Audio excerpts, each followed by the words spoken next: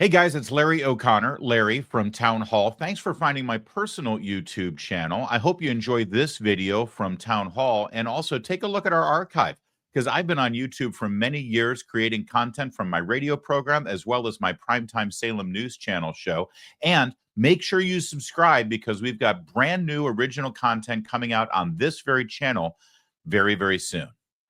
All right, the Daniel Penny trial continues in Manhattan. This, of course, is the retired Marine who tried to save other subway passengers' lives by restraining a madman who was threatening to murder people on the train. Now, sadly, in his constraints by trying to let's try that again. Sometimes y'all get to see a blooper on the live stream. And there it was. Chunk? Is that what we should call him? It is Chunk. I'll call him Chunk from now on. I like that. The Daniel Penny trial continues in Manhattan. Now, you know this guy. He's the retired Marine who was riding on the subway when a madman, a lunatic, was screaming and threatening people's lives. Literally said he was going to kill everybody on the train. So, of course, he did what a Marine does. He restrained this dude until cops could show up. And sadly, because of the way he was holding him, this person passed away. He died. And so, of course, instead of lauding him as a hero for saving people from imminent danger, Alvin Bragg, the district attorney in Manhattan, funded by George Soros, he decided to press murder charges against him. Well, the trial is going on, and we're learning quite a bit. But our friends over at the Free Press, and boy, oh boy, should you subscribe to the Free Press. The Free Press is doing great work. Really, really great journalism. Reporter at the Free Press has obtained the interrogation video. This was Olivia Reingold, by the way, the reporter who obtained this. And I want you to watch this for a couple of reasons. First and most importantly, because for the first time, we are able to see Daniel Penny describe the scene, describe what happened in his own words, and retell exactly what he did, how he did it, and why he did it. And as you watch this, you tell me why the district attorney decided to press charges against him for murder. That's number one. But number two, and we're not going to interrupt this much, but number two, I want you to watch how these police officers conduct themselves. Listen, I was always raised to recognize that cops are the good guys, and they are. But cops also have law enforcement power that is granted to them by us. We grant the law enforcement officers in our country at the local, state, and federal level powers to infringe on our constitutional rights under certain conditions, and they have to follow certain rules. But our instinct is that the cops are the good guys, and they're there to protect us in the long run. I want you to watch this because, in my opinion, this is that power the police officers are granted abused on behalf of corrupt politicians instead of being used to protect we the people. Because I want you to see how this conversation is manipulated. Daniel Penny was brought in under the guise of, hey, we just want you to give us the information so that we can be clear on what happened. And pretty quickly he realizes that he's not there as a hero who protected people on the subway. He's there as a suspect. Now watch this. Daniel? Yep. I'm Detective McCarthy. I'm Detective Medina. I actually work here. This is where you're at right now. Cool. How you doing today? I'm doing well. How are you guys? Very good. Very good. I'm doing well. Yeah. You served in the Marine Corps? I did, yes. I served in the Marine Corps. Oh, nice. Nice. Got my little desk before the sun. There you go. Nice, man. What you doing? What was your MOS? I was in 0351. I was an 0331. Oh, cool. Michigan Air Weapons Platoon. Nice, man. Yeah. I was not military, so I don't know what that stuff is. That's like another language. 3rd Battalion, 6th Marines. Okay, there you go. 36. 96 to 2000. Nice, man. Two med floats. Did my thing, and then I ended up here. Now I got close to 22 years here now, man. Good pension coming up. Yeah, man. I grew up in Queens as well. Nice. So that's good, Danny. Anyway, listen, Danny. So we want to talk to you about what happened today. Sure. Thank you for sticking around. Yeah. And being cooperative. Absolutely. And Rob serving in the Marine Corps. Yeah. But anyway, before we speak to you about today, we have to read you your rights. Sure. Absolutely. So. Wow. I again, not going to interrupt much, but I think this is noteworthy. Did you notice that? So all of this talk all the discussions, and this is, somewhat truncated, but it shows you that they spent a whole lot of time ingratiating themselves, being friends. Hey, you're a Marine, I'm a Marine. Look at that. We're just like together. We're calling him Danny. Did you notice that? Hey, Danny. Hey, yeah, Danny. Yeah, we're both Marines. It's all good. Yeah, no. So listen, before we get into this, we just got to read your rights. It's a technicality. You know how these things go. Wow. You know what? I don't want to interrupt this again because I think it's so vivid to watch this uninterrupted, so I'm not going to. So I'm going to say the most important thing here before we click play again. I want to point out the most important thing in this room as you watch this interrogation, the interrogation that leads to murder charges against Daniel Penny, where he is defending himself and fighting for his life in a Manhattan courtroom right now. I want you to notice in this room the most important thing. Can you see it? It's the empty chair next to Daniel Penny. That's the most important thing in this room, because that's the chair where his lawyer should be sitting. And I hate to say it because the cops are the good guys. They are. But I have reached the point in this country now where no matter what it is, no matter how innocent I know I am, no matter how incidental or trivial or minor it is, if a police officer, if a detective, if an FBI agent, if anybody carrying a badge representing the government wants to talk to me, I'm going to make sure that chair is not empty. And I think that's the lesson from this entire thing you're about to watch. Let's let it run now. So I'm gonna read you your rights. After each question, I'm gonna say, do you understand? Say yes or no in a loud, clear voice. You gotta say yes or no. You can't just nod your head. I gotta hear it, okay? Okay. You have the right to remain silent and refuse to answer questions. Do you understand? I understand. Anything you do say may be used against you in a court of law. Do you understand? I understand. You have the right to consult an attorney before speaking to the police and to have an attorney present during any questioning now or in the future. Do you understand? I understand. If you cannot afford an attorney, one will be provided for you without cost. Do you understand? I understand. If you do not have an attorney available, you have the right to remain silent until you've had an opportunity to consult with one. Do you understand? I understand. Now that I've advised you of your rights, are you willing to answer questions? Yes. So kind of run with me and Detective Medina, the course of your day, where you're coming from, where you're Sure. going, and then what led up to, the incident on the train. Absolutely. So I have class down in Brooklyn. I take the F down to J Street Metro Tech. My class was at 12. So once the class finished up, I was going straight to the gym. I go to the gym in Lifetime on 23rd Street. So I get off, I take the F straight from school to the gym. Was on there. I forget what stop it was at, but some guy came in. He's like, whipped his jacket off, and he's like, "I'm gonna kill everybody. I can go to prison forever. I don't care. I don't do this." At that point, I looked to the person next to me like, "Hey, just hang on to this phone for me." I had my headphones in and took it off, and just kind of grabbed him from behind because he came in just to because he was acting like a lunatic, like a crazy person. So, and he was rolling around the floor, and at that point the train stopped. I was like, "Someone call the cops," and he's still rolling around, still going crazy.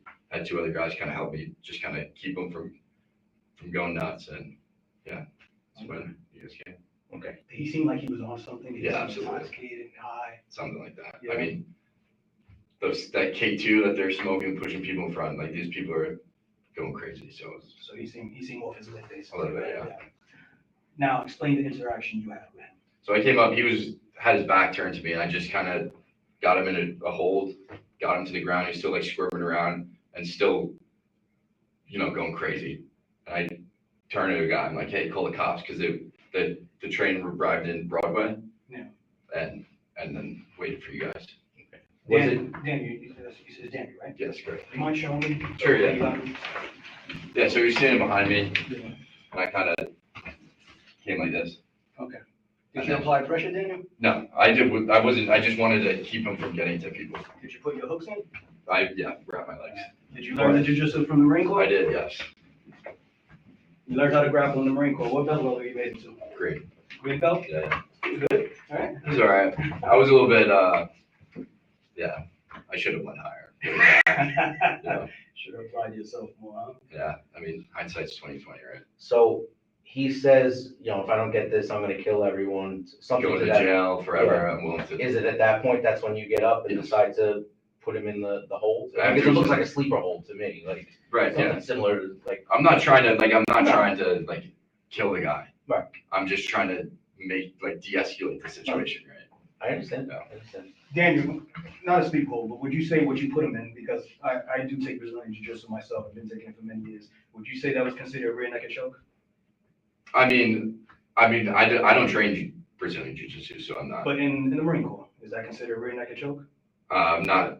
I don't know what you would call that. No, I'm not sure. Because I noticed that you put it around my neck and then you closed from behind. I would have had it on the back of his head. I didn't press forward. You didn't press forward. I noticed when you were doing it to him too, you went to go put your legs around him. I did. Yeah. Well, I held my legs so because if you flop around and stuff, you can easily get out of that if you don't lock it. You did that to control him in place. That's correct. Explain to me what made you want to get involved? What made you? Well, I mean, he's threatening people, and like I'm not confrontational. I'm not a confrontational guy. Like in the Marine Corps, I felt the need to step in. Yeah. There's women and children on the train.